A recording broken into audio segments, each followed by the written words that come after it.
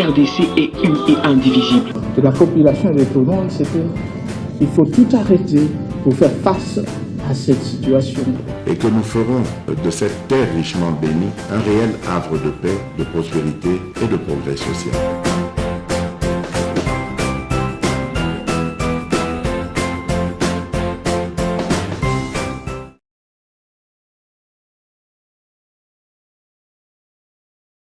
Monsieur Chilumba Mutombo, vous êtes le directeur général de la Régie des eaux. On vous recevait il y a 3 mois, vous êtes en place depuis 6 mois. Alors, comment vivre sans ambition? Il faut y croire. Parlons d'abord de ces 3 mois supplémentaires à la tête de cette compagnie d'État de distribution d'eau. Je pense qu'il y a encore beaucoup de négatifs. Alors, je vais vous proposer d'abord de nous énumérer le positif. Vous étiez très positif il y a 3 mois. Vous nous demandiez d'espérer que des jours meilleurs étaient possibles. Sont-ils arrivés ? Merci pour la question, M. Christian. Les jours positifs, les jours meilleurs sont d'actualité et il faut continuer à arriver, il faut continuer à croire. Du moins, moi, je crois. Et c'est pour ça que je suis encore là. Donc même s'il y a des difficultés, s'il y a des négatifs, mais il y a aussi des choses positives. C'est quoi le positif ? C'est quoi le positif ? À vaincre sans périr, comme on dit. Alors, les positifs, on y va. Beaucoup de choses. D'abord, la première chose, il y a une amélioration de la desserte. Allez sur la ville de Kinshasa, la desserte est en train de s'améliorer. Je vois ça dans les données de chaque jour, parce que nous mesurons la desserte au jour le jour. La desserte s'améliore. Ça veut dire, en termes de chiffres ? Ça veut dire que nous sommes passés, par exemple, à moins de 60% de desserte, au-delà de 68, 69, près de 70% de desserte. C'est une amélioration significative et ça, il faut le dire, il faut le reconnaître. Et je dis d'abord merci aux agents de la Régie des eaux qui s'époumonnent jour et nuit pour arriver à donner de l'eau aux Congolais. Excusez-moi, je veux comprendre. Vous dites de 60 à 68 sur 100% qui ont été définis quand et à partir de quoi. On sait qu'il n'y a que 30 à 40% de la population qui a de l'eau. Peut-être en termes de mètres cubes ou en termes de répartition de la population, quelle est l'évolution ? Non, très bien. La desserte, le pourcentage de desserte que je donne, ça mesure autre chose. Je comprends votre question différemment. Le pourcentage de desserte au pays n'a pas changé depuis la dernière émission que nous avons eue. Au Congo, la desserte en eau potable est de l'ordre de 30% de la population. Sur les 105 millions que nous sommes, seuls 30% des Congolais ont accès à l'eau potable. Ça, ce n'est pas un secret, c'est connu. C'est essentiellement la capacité de production qui est limitée sur l'ensemble du pays et la desserte elle est essentiellement dans les grandes villes. C'est des difficultés énergétiques, c'est difficultés de l'outil de production qui a vieilli et l'outil de production qui n'existe pas dans certains coins du pays. Mais il y a des efforts énormes, non seulement au niveau de la Régie des eaux, mais aussi au niveau du gouvernement pour améliorer la desserte.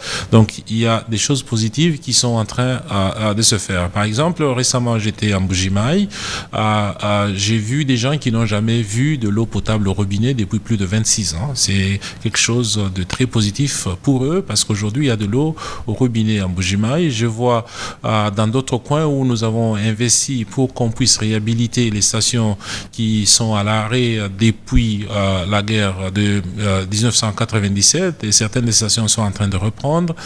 C'est pareil dans le fin fond du Kasaï. Je ne le dis pas pour oublier les difficultés qu'il y a ou pour oublier des nombreux Congolais qui n'ont pas de l'eau chez eux, des millions, des dizaines de millions. Je dis tout simplement que là où nous opérons, là où nous avons un périmètre d'opération, il y a une amélioration dans la qualité du service, une amélioration dans la desserte. Là où vous opérez où principalement ? La Régie des eaux a exactement 99 stations sur l'ensemble de la ville, sur l'ensemble du pays, 99 stations de traitement, de pompage d'eau à travers le pays. On n'est pas partout au pays. Nous sommes essentiellement dans les grandes villes et au-delà des grandes villes, le nombre de stations où nous sommes présents est limité. Donc la Régie des eaux n'est pas partout au pays, mais là où nous sommes, la desserte s'améliore. Alors, point positif. Oui. Augmentation de la desserte, c'est oui. tout. Non, beaucoup de choses positives. À la Régie des eaux, la desserte s'est améliorée, mais je veux aussi dire, à la Régie des eaux, nous avons significativement réduit le prix des intrants. Les intrants qu'on achetait, par exemple, à $6 500 la tonne, aujourd'hui, nous achetons à $2 500 la tonne.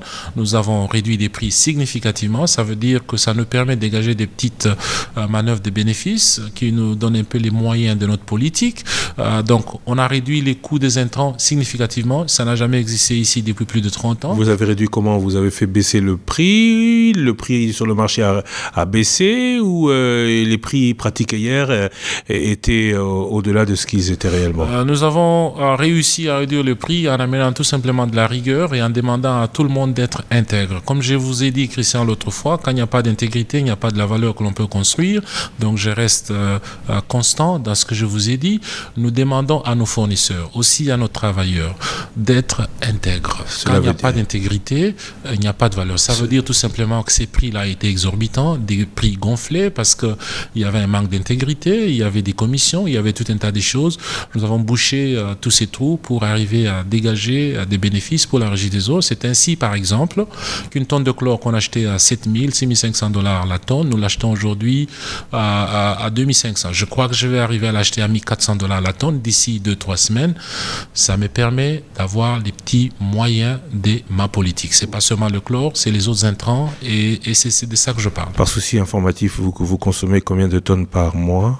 Nous consommons de façon générale plus de 9000 tonnes, près de 10 000 tonnes de sulfate d'aluminium par année. Nous consommons plus de 4000 tonnes de chlore par année. C'est des sommes exorbitantes. C'est beaucoup d'argent. On parle en millions de dollars là. On parle des dizaines de millions de dollars. Les responsables de ce manque d'intégrité ont été identifiés, connus? Bien sûr, les responsables de ce manque d'intégrité sont connus, identifiés, mais nous ne sommes là pour faire de la réprimande. Nous sommes là pour faire d'abord un changement culturel. Ils sont donc toujours en service, il n'y aura pas d'impunité, la vie continue. Il y a d'autres qui ne sont plus à la Régie des eaux, pour la plupart, surtout ceux qui ont été dans les positions de commandement.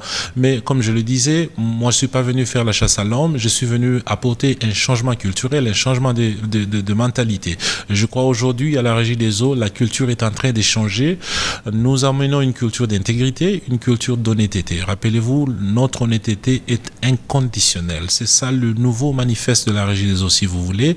Et tous nos travailleurs embrassent cette transformation culturelle sans distinction. C'est ça qui nous permet de faire ces avancées que nous sommes en train de faire. Intégrité, honnêteté qui aura permis en 3 à 6 mois, depuis que vous êtes là, à la Régie des eaux, de mettre combien de côté, de sauver quel montant au total? Un peu de la cuisine interne qu'on ne va pas divulguer ici, mais je vais vous dire autre chose. À la Régie des eaux, par exemple, nos agents ont des difficultés de mobilité, non seulement ici à Kinshasa, mais sur l'ensemble du pays. Quand vous appelez un agent à Matadi-Kibala pour qu'il vienne résoudre un problème d'une tuyauterie cassée ou d'une fuite, il faut du temps parce que nous n'avons pas toujours l'outil ou la mobilité ou le véhicule qu'il faut. C'est un problème qu'on a résolu. D'ailleurs, je vous dis que c'est la première fois dans l'histoire de la Régie des eaux que la Régie des eaux achète à fonds propres. Ce n'est pas un financement de la Banque mondiale, ce n'est pas un financement de la BAD, encore moins un financement du gouvernement. C'est la première fois dans l'histoire de la Régie des eaux que nous achetons sur fonds propres, du coup 60 véhicules. Ça n'a jamais existé. Des véhicules pour le service. Pour l'exploitation. Et non pas pour le personnel. Pas pour le personnel, pour l'exploitation. Que nous allons distribuer sur l'ensemble du pays. D'ailleurs, ça, ce n'est qu'un premier lot. Nous comptons en acheter plus avant la fin de l'année.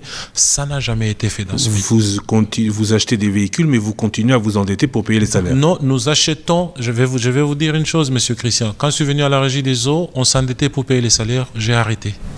On ne s'endette plus à la Régie des eaux pour payer les salaires. Vous ne payez plus les salaires? Nous payons les salaires sur fonds propres. Je vous informe que j'ai augmenté les salaires des agents de la Régie des eaux. Donc, la Régie des eaux s'endettait. Oui. Aujourd'hui, elle ne s'endette plus. Oui.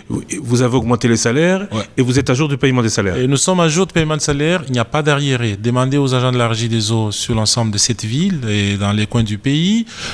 Nous avons augmenté les salaires avec les petites épargnes que nous faisons. Parce qu'il est difficile de demander à l'agent une performance exceptionnelle professionnel quand il n'a pas un salaire de dignité. Ce que nous avons fait, c'est petit. Nous voulons faire mieux. Nous allons faire mieux. Nous allons faire mieux, peut-être déjà cette année encore, ou légèrement au début de l'année prochaine, pour aussi longtemps que nous continuons à améliorer, n'est-ce pas, à notre gestion, à assainir les finances, mais surtout à améliorer aussi les recettes. Nous voulons donner la dignité au travail de la Régie des eaux, parce que le travail que nous faisons, c'est un service public. Nous donnons de l'eau. L'eau, c'est la vie. Nous sommes très sérieux quand nous disons que l'eau, c'est la vie, et l'eau potable, c'est la longue vie. Il faut que celui qui vous donne cette vie soit traité avec dignité, qu'il soit traité avec honneur. Ça commence par son salaire de base. Et tout ça fait partie des points positifs de la Régie des eaux pendant les 6 mois. On en a fini avec les points positifs? Beaucoup, je vais y arriver. Parce qu'il y a aussi du négatif. Hein. Il y a aussi du négatif. Si vous voulez que je m'engage sur la panoplie des points positifs. Parlons positifs. Nous parlons pour positif. le moment. D'accord. On va essayer de faire la moitié de l'émission positive. D'accord. Donc je vous disais, c'est la première fois dans l'histoire de la Régie des eaux qu'on fait une commande de 60 véhicules qui n'est pas un financement de la Banque mondiale, de la Banque afin de développement, encore moins du gouvernement. C'est l'argent que nous avons trouvé à plus de 3 millions de dollars. Cash, payé cash, et acheté sur place à Kinshasa. Et ça, c'est argent déduit du fait des économies faites de l'achat des intrants. Tout simplement la bonne gestion, c'est tout ce que je peux vous dire. Achat des intrants notamment. Y compris. Mais je vous dis aussi qu'à la Régie des eaux, nous avons acheté des radars antifraude. Nous pouvons voir dans le sous-sol jusqu'à 10 mètres de profondeur. Ça n'a jamais existé dans ce pays. C'est la première fois que ça existe dans ce pays. C'est la toute première fois. Ça vous sert à quoi? Ça nous sert à détecter tous les voleurs qui volent l'eau de la Régie des eaux. D'ailleurs, je vous informe que c'est surtout ici, au centre-ville, ici à la Gombe, où il y a plus de fraudeurs d'eau. Nous allons tous les attraper, nous allons aller en justice contre eux pour qu'ils nous dédommagent, parce qu'ils ont volé l'eau de la Régie des eaux pendant très longtemps. Nous savons voir là où ils volent. Pour éviter tout cela, nous leur donnons jusqu'au 15 juillet. Si vous savez que vous fraudez l'eau de la Régie des eaux, approchez la Régie des eaux, régularisez votre situation. Beaucoup d'entre eux nous trompent. Ils sont en train de frauder de l'eau de la Régie des eaux, ils disent qu'ils ont des forages d'eau. Nous connaissons ceux qui nous trompent. Approchez-nous, régularisez votre situation avant que nous puissions aller en justice contre vous, parce que nous allons demander des dommages très élevés. Comment quelqu'un sait, ou comment espérer que quelqu'un vienne s'accuser s'il ne sait pas qu'il est pris au piège? Parce que nous lançons cet appel pour qu'ils viennent régulariser leur situation avant qu'il ne soit trop tard. Mais celui qui ne sait pas que vous l'avez attrapé, oui, donc vous appelez aux gens de venir s'accuser d'eux-mêmes sans être certains qu'on les a pris la main dans le sac. C'est pourquoi je leur dis au cours de cette émission, vous savez que vous avez un raccordement frauduleux, vous savez que vous avez fait une ponction sur la tuyauterie de la Régie des eaux. Arrêtez, c'est tout simplement de la malhonnêteté, c'est un manque d'intégrité. Nous, en tant que pays, en tant que peuple, on ne peut pas construire de la valeur, on ne peut pas construire ce pays si nous ne sommes pas des hommes et des femmes intègres. Arrêtez. Nous allons vous voir parce que nous savons voir dans le sol, nous savons voir sous le béton, nous savons voir sous le goudron, encore moins sous n'importe quel autre matériel. Nous allons vous attraper. Je vous lance un appel, venez arranger votre situation, arrêtez ce que vous faites, c'est malhonnête, c'est pas intègre, ça ne construit pas le pays. Et la plupart sont à la Gombe. La Gombe, on vole beaucoup l'eau de la Régie des eaux. Je tiens à préciser que nous sommes ici dans nos futurs bureaux, parce que les auditeurs pourraient ne pas comprendre, nos futurs bureaux de la commune de la Gombe qui seront inaugurés bientôt. Donc, ils ont jusqu'au 15 juillet. Nous leur donnons jusqu'au 15 juillet avant que nous puissions procéder autrement. Comment vous allez faire quoi? Vous mettez les pendules à zéro à partir du moment où c'est dénonce, ou ils doivent payer tout ce qu'ils ont déjà consommé? Nous allons trouver un arrangement amiable pour résoudre la situation. Les points positifs? Les points positifs, je voulais vous dire, Monsieur Christian, aujourd'hui, vous pouvez payer votre facture en ligne. Et d'ailleurs, nous passons... facture en ligne? Mais bien sûr, vous pouvez payer votre facture en ligne à la Régie des eaux. Nous allons passer, je voulais dire, avec nos amis dans les compagnies de télécommunications et les banques, à la campagne de communication. Si vous avez un compte Airtel Money, M-Pesa, vous avez un compte chez Equity, chez TMB, chez Ecobank et toute autre banque de la place, ou encore Orange ou Africell ou Finca, vous êtes capable de payer votre compte en ligne sur la plateforme de paiement de la Régie des eaux. Ça n'a jamais existé dans ce pays. C'est la première fois que ça existe. D'ailleurs, je ne pense pas qu'il y ait dans ce pays une compagnie dans le portefeuille de l'État qui est aussi avancée sur le plan digital que la Régie des eaux. Vous avez tout digitalisé? Parce que vous nous l'annonciez la fois dernière. Oui. Vous parlez de différentes transformations. On va y arriver dans les points négatifs. Oui. Transformation digitale profonde, de moins l'infini hier à combien aujourd'hui? Vous nous donniez 4 mois Oui. pour que l'on puisse payer la facture en ligne. Absolument. Et c'est déjà fait. Nous l'avons fait dans moins de 4 mois. C'est faisable. Nous l'avons testé. Nous l'avons prouvé. C'est faisable ou c'est fait? Oh non, c'est fait. C'est fait aujourd'hui. Okay. Vous pouvez payer votre facture en ligne. Aujourd'hui, vous pouvez le faire. Au courant de cette émission, si vous avez votre compte, on peut le démontrer, on peut le faire. D'accord. Alors, donc, on l'a fait, mais la digitalisation, c'est pas seulement le paiement des factures en ligne. La digitalisation, elle est très profonde. Nous sommes engagés dans une transformation digitale très profonde à la Régie des eaux. D'abord, l'objectif premier, c'est éliminer les papiers à la Régie des eaux. Tout le processus de travail doit être en digital. Que ce soit les lettres que nous écrivons, les signatures et tout, ça doit être en digital. Donc, la digitalisation, pour nous, c'est aussi l'Internet des choses. L'Internet des choses est très importante parce que nous voulons que chaque client puisse être capable de voir sa consommation d'eau sur son téléphone. Il faut que je traduise. Internet issue, c'est la vue au moment décidé de la consommation en temps réel, c'est ça? Voilà. Nous voulons que vous soyez capable de voir votre consommation d'eau en temps réel sur votre téléphone, que vous puissiez arrêter votre robinet, si vous le voulez, sur votre téléphone et l'ouvrir sur votre téléphone pour contrôler votre consommation de l'eau. Donc, c'est là que nous sommes en train d'aller. Mais c'est aussi pour nous, surtout et d'une façon très importante, les compteurs smart. Les compteurs intelligents, si vous voulez. Il y en a qui seront en prépayé et qui seront en post-paid. Les prépayés sont très importants. Les compteurs prépayés sont très importants pour nous, surtout avec ceux qui payent difficilement l'eau. Et pour commencer le mois avec de la liquidité, pour vous? Évidemment, ça va améliorer la liquidité pour nous, parce que sans liquidité, je ne sais pas investir dans l'infrastructure pour vous donner de l'eau. Je ne sais pas investir dans les pièces de réchange, je ne sais pas investir dans tout un tas d'autres choses.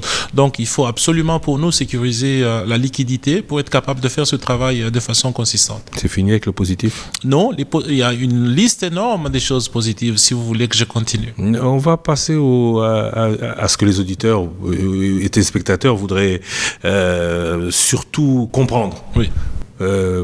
Ça va mieux, vous dites, mais ça va toujours pas mieux au robinet. Comment expliquez-vous à une maman du quartier Kinsuka qu'elle n'a pas d'eau, par exemple, depuis 5 ans? Problème structurel, vous allez nous dire. Je réponds à votre place, pas pour vous aider à répondre, mais parce qu'on veut aller à l'essentiel. Vous aviez dit faire de la Régie des eaux la meilleure compagnie de distribution d'eau en Afrique était votre objectif. Merci. Pourquoi on n'y est pas encore? Monsieur Christian, on ne transforme pas une compagnie et faire d'elle la meilleure dans le continent dans 4 mois. D'accord? Si vous connaissez quelqu'un qui peut faire ça, je suis prêt à laisser le tablier et partir. Mais c'est quand votre échéance alors? Non, mais laissez-moi le temps de parler, je vous en prie. Non, mais l'échéance, c'est quoi? On a compris que ça va prendre du temps. Oui. Mais l'échéance que vous vous êtes donnée, c'est un combien? programme d'au moins 5 ans. Ok. D'accord? Oui, c'est un programme d'au moins 5 ans. Je vais vous expliquer pourquoi. Il y a un manque criant d'investissement dans le secteur de l'eau dans ce pays. Il faut des moyens très conséquents. Ces moyens, ça commence par chacun de nous payant sa facture, surtout le gouvernement congolais. Et je vous l'ai dit l'autre fois, la grande difficulté que nous avons aussi, l'État congolais ne paye pas ses factures. L'État consomme entre 30 et 40% de la production de la Régie des eaux. Il faut qu'il nous aide à payer les factures. Je vous ai dit l'autre fois, il y avait une volonté manifeste de nous aider. À ce jour, nous n'avons pas encore été payés. J'espère qu'on va nous payer très bientôt, mais ça nous met en difficulté de façon continue. C'est un problème très sérieux que nous avons. 6,5 millions de dollars par mois que l'État doit payer. Que le ministre des Finances vous avait dit qu'il s'était engagé à payer $1 million. Il n'a rien payé depuis 3 mois. À ce jour, on ne nous a pas encore payé. Moi, je vous dis toujours ce qui est correct et je vous le dirai toujours. À ce jour, on n'a pas encore été payé. Malgré la volonté extraordinaire de payer des engagements clairs. Je crois que le ministre des Finances que je connais personnellement, il a cette volonté. Je crois qu'il payera. Mais tout ce que je vous dis, c'est un fait. Moi, je me tiens au fait. À ce jour, on n'a pas encore été payé. Et la facture ou la dette de l'État est de et évalué en centaines de millions. L'État congolais doit à la Régie des eaux plus de 360 millions de dollars. Et ça continue parce que chaque mois, nous ajoutons près de 6 millions de dollars. Oui, mais vous devez aussi de l'argent à l'État. Alors, comment se fait la balance? Je sais que récemment, démonté, si je me trompe, les comptes de la Régie des eaux ont été bloqués parce que la Régie des eaux doit de l'argent à l'État. Donc, devrait normalement plus d'argent que ce que l'État lui doit. Non, l'État nous doit de loin plus. Les comptes de la Régie des eaux avaient été bloqués. Premièrement, parce que la DGI nous demandait de payer les impôts et taxes d'une valeur de 12 millions de dollars. Et nous disions d'abord, nous n'en avons pas. Et puis, la deuxième chose, nous disons, l'État nous doit un peu légèrement moins de 400 millions de dollars. Et nous avons un mécanisme de compensation entre la Régie des eaux et l'État congolais. Donc, même si nous enlevons les 12 millions que la DGI réclamait... pourquoi vous avez bloqué vos comptes alors? Parce qu'elle en a le pouvoir, elle en a l'autorité. Et comment ça s'est débloqué? Ça s'est débloqué parce que nous avons engagé les hommes, y compris le DG de la DGI. Nous avons eu un dialogue et ça a été débloqué. Voilà, donc aujourd'hui, 350 millions de... Un peu plus. Entre ce... Que l'État doit à la Régie des eaux. Absolument. Mais vous allez développer comment, sachant que c'est eux 30 à 40% de la consommation? Comment est-ce que vous allez pouvoir faire de la Régie des eaux la meilleure compagnie de distribution de l'Afrique si vous n'avez même pas les moyens de payer votre... Mais c'est là que nous voulons faire la différence. La première chose, il faut réfléchir en dehors de la boîte. Comme on dit en anglais, think outside the box. Exactly. Ouais. Alors, il faut réfléchir en dehors de la boîte dans la façon d'investir dans le secteur de l'eau. Le secteur de l'eau est libéralisé aujourd'hui. Les privés peuvent s'associer à la Régie des eaux ou le faire en tant que compagnie privée pour améliorer la desserte dans ce pays.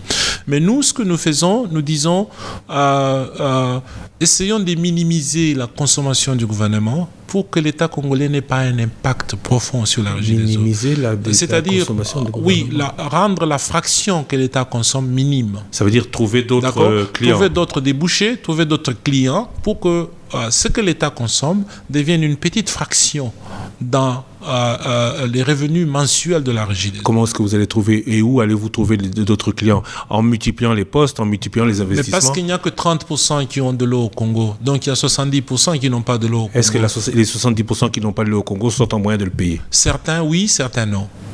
Et c'est aussi simple que ça. Certains, mais est-ce que les investissements à réaliser sur ça ne seront pas vains au regard du fait que là où la Régie des eaux est, c'est là où ceux qui peuvent payer sont? Non, tout à fait. Mais il y a des coins où vous avez plus de 200 000 habitants où le besoin est de 500 000 habitants. Vous avez des coins où vous avez 1 million d'habitants, mais le besoin est de 3 millions d'habitants.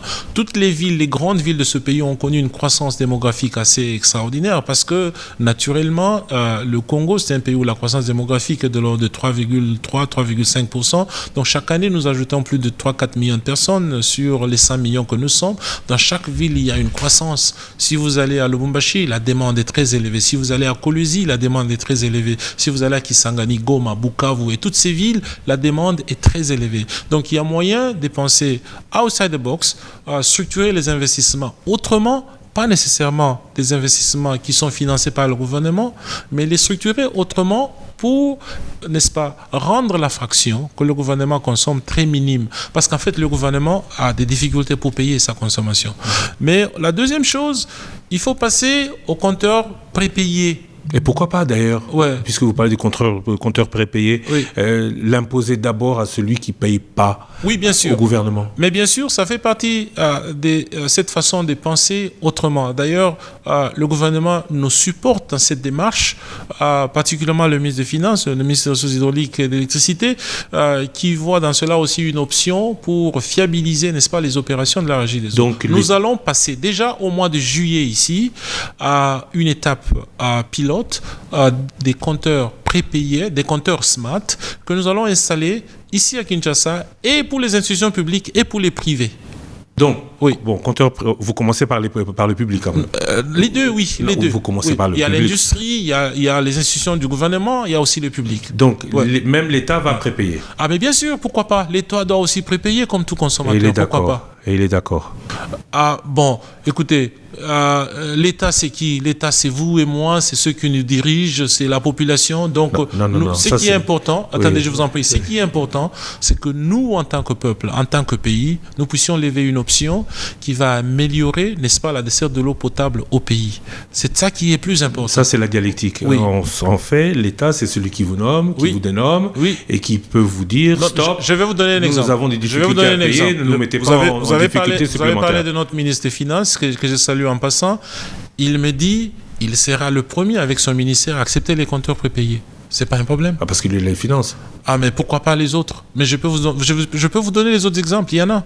Ne pensez pas que l'État ne veut pas payer dans le système Mais prépayé. alors, pourquoi il ne Je paye crois. pas dans le système actuel? Dans le système actuel, bon, ça fait partie du français de l'administration publique ici que certainement vous maîtrisez mieux que moi. C'est assez compliqué. Mais les faits sont ce qu'ils sont. On ne peut pas les dire autrement. Donc l'État Oui. ne va pas accepter de payer sans prépaiement, Non, mais va ce qui est accepter bon de avec, payer. ce qui est bon avec le prépayé, c'est que quand vous n'avez pas prépayé, vous ne consommez pas. Donc vous êtes contraint de payer pour consommer. Tout ce qui risque d'arriver, c'est que vous allez diminuer la consommation de l'État du fait qu'ils n'auront plus payé. Bon, mais si tel est le cas, cette eau-là, d'autres personnes peuvent la consommer. Il n'y a pas d'autre. Vous êtes sûr qu'il n'y a pas d'autre moyen de... Non, mais absolument, il y a des moyens. Je n'avais pas fini ma pensée. Donc, je vais vous parler des investissements dans le privé. Je vais vous parler des compteurs prépayés qui sont très importants, pas seulement pour le public, mais aussi pour l'industrie, mais aussi pour les institutions de l'État. Je crois qu'il faut qu'on change de culture. On n'y arrivera pas s'il n'y a pas une transformation culturelle profonde. Le système de consommer gratuitement, ça doit s'arrêter. Dans tous les pays au monde, tout le monde paye sa consommation. Il y a toujours des institutions qui peuvent faire exception, un hôpital, une école primaire, etc. Mais de façon générale, quand vous consommez, vous devez payer. C'est aussi simple que ça. Sinon, les affaires ne peuvent pas, n'est-ce pas, aller de l'avant. Surtout les compagnies de l'État ne peuvent pas aller de l'avant. Autre chose, je vous ai donné un exemple. J'étais récemment en Chine, on a signé un accord avec CCC, une partie chinoise, pour réhabiliter l'usine de Lukunga et extendre l'usine de Lukunga, doubler en fait sa capacité avec une prise d'eau sur le fleuve. C'est un accord qui va nous permettre de faire les choses un peu autrement. C'est entre deux parties en privé, CCC et la Régie des eaux. Nous venons ensemble, nous nous mettons ensemble, chacun amène une contribution, nous concevons cette usine ensemble, nous allons l'opérer ensemble, nous allons la construire ensemble, l'opérer ensemble, jusqu'au compteur, jusqu'à ces smart meters, en prépayé aussi. Et quand ils récupèrent leur argent, ça nous permet de faire aussi un transfert de technologie, et puis ils partent, nous avons l'infrastructure. C'est partout de combien de temps? Ça peut prendre 3-4 ans. C'est pas beaucoup d'argent à récupérer 150 millions de dollars si c'est bien géré dans le secteur de l'eau. Quand vous dites 150 millions de dollars, on dirait que c'est chose aisée, alors que vous avez toutes les difficultés du monde à trouver le double. 300 millions de dollars par an comme capital d'investissement pour faire de cette Régie des eaux la meilleure compagnie de distribution d'eau d'Afrique. Mais c'est pour ça qu'il faut commencer. Si vous cherchez 300, il faut commencer par 1. Il faut commencer par 2. Si nous arrivons à 150, on est sur la bonne voie, n'est-ce pas? C'est pour ça qu'il faut commencer. Autre question. Oui.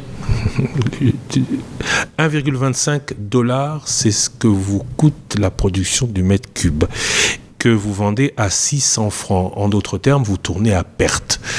Alors, question, combinez cela au non-paiement, est-ce que vous n'êtes pas en train de nous raconter l'impossible? L'impossible est possible.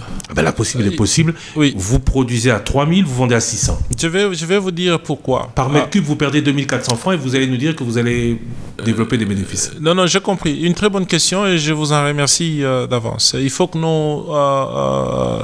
ceux qui écoutent l'émission ou ceux qui vont la visionner puissent comprendre de quoi nous allons parler. Alors, je vous prie de me donner du temps de parler. Je vous prie de ne pas m'interrompre. À la Régie des eaux, le tarif de l'eau, il est en palier. La grande consommation de nos clients, c'est de 0 à 20 mètres cubes, 0 à 10 mètres cubes. Dans cette fourchette-là, nous facturons l'eau à 600 francs, tel qu'imposé par l'État congolais. Le coût de production est de loin supérieur au tarif. Nous produisons en moyenne jusqu'à $1,25 le mètre cube. 3500 francs. 3500, parfois 3000, parfois 2800, ça dépend des endroits. Et vous le vendez à 600. Et nous vendons à 600. Ça n'existe pas dans les affaires. Il n'y a aucune compagnie qui peut survivre. Et c'est pourquoi la Régie des eaux a des difficultés énormes. J'ai réduit le coût de production aujourd'hui avec tous les efforts que je suis en train de fournir pour réduire le coût de production. C'est notamment les épargnes que nous faisons dans le coût des intrants. Mais en plus de ça, nous avons des difficultés sérieuses sur le plan énergétique parce qu'il n'y a pas du courant partout au Congo. Sans l'énergie, il n'y a pas de l'eau. Allez en Banda Kabikoro, je dois envoyer de l'argent chaque mois pour qu'on achète du carburant. Allez à Kindu au Maniema, allez à Kananga, allez à Mbujimai. Surtout Mbujimai. Donc si je n'envoie pas de l'argent, si d'autres n'envoient pas de l'argent ou un peu, donc ça s'arrête. Donc le coût de production est très élevé. Tous les efforts que nous fournissons pour réduire le coût de production, on ne va pas le réduire à 600 francs. Donc ça serait des chimères ici que je vous dise que le coût de l'eau, le tarif de l'eau va s'arrêter à 600 francs. Il faut que je dise la vérité au peuple congolais. Il nous faut absolument augmenter le prix de l'eau pour qu'on arrive à trouver de l'argent pour investir dans l'eau. À moins que le gouvernement puisse subventionner de l'eau. Mais ce n'est pas durable de produire à $1,2 et de vendre à 600 francs. C'est des chimères. Moi, je ne peux pas raconter des chimères. Et vous voulez augmenter jusqu'à combien? Il faut qu'on vende, qu'on nous permette de couvrir le coût d'exploitation et qu'on nous donne une marge régulée de bénéfices. C'est pourquoi la loi sur l'eau, elle prévoit, n'est-ce pas, l'autorité de régulation de l'industrie qui n'a pas encore été créée. Le ministère des Ressources hydrauliques et de l'électricité assume l'intérim pour le moment. Nous avons demandé au ministre de créer une commission pour nous permettre d'évaluer le coût réel de production. Ressources hydrauliques ou économie? Non, le ministre des Ressources hydrauliques, mais bien sûr, il devra créer une commission avec le ministre de l'économie et bien d'autres. Je crois qu'on va y arriver, mais il faut absolument, si on doit changer l'équation dans ce pays sur le plan des certes anneaux, il faut que le prix de l'eau puisse changer. Moi, je ne viens pas faire des chimères ici, je viens vous dire la vérité. Nous perdons de l'argent pour chaque mètre cube d'eau que nous mettons sur le réseau. Et ce n'est pas durable. Alors, faire de la Régie des eaux de la mer Compagnie d'Afrique. Oui. Au regard de tout ce que vous nous avez dit pendant cette demi-heure, le positif et le négatif, est-ce que, je répète ma question, vous n'êtes pas en train de nous raconter l'impossible? Non, non, monsieur Christian, je veux vous dire des choses qui sont possibles et qui font déjà de la Régie des eaux de la mer en Afrique. Cherchez dans le continent africain, dans combien de pays vous pouvez payer votre facture en ligne, pour votre facture d'eau? Allez faire les statistiques, vous n'en trouverez pas 5. Oui, mais je vous défie, monsieur Christian. Oui, mais si cette compagnie doit perdre 4 fois le prix qu'elle produit au mètre cube. C'est pourquoi nous résolvons problème par problème, nous y allons problème par problème. On n'a pas dit que ça va rester comme ça. Nous avons posé le problème, il y a de la volonté pour nous aider à changer le prix de l'eau. Notre ministre des Ressources hydrauliques et de l'électricité, qui joue le rôle de cette autorité en ce jour, il comprend le problème très, très sérieusement et il est vraiment engagé à nous aider. Je crois qu'on va arriver à faire des changements positifs dans ce contexte. Malgré la multitude de problèmes, la seule façon de les résoudre, c'est y aller étape par étape, palier par palier. Des problèmes qui sont en commun, on les groupe dans un palier, on les résout. Nous sommes en train d'y aller petit à petit. Donc c'est possible, il faut y croire. Il faut avoir des ambitions, en tout cas moi j'en ai.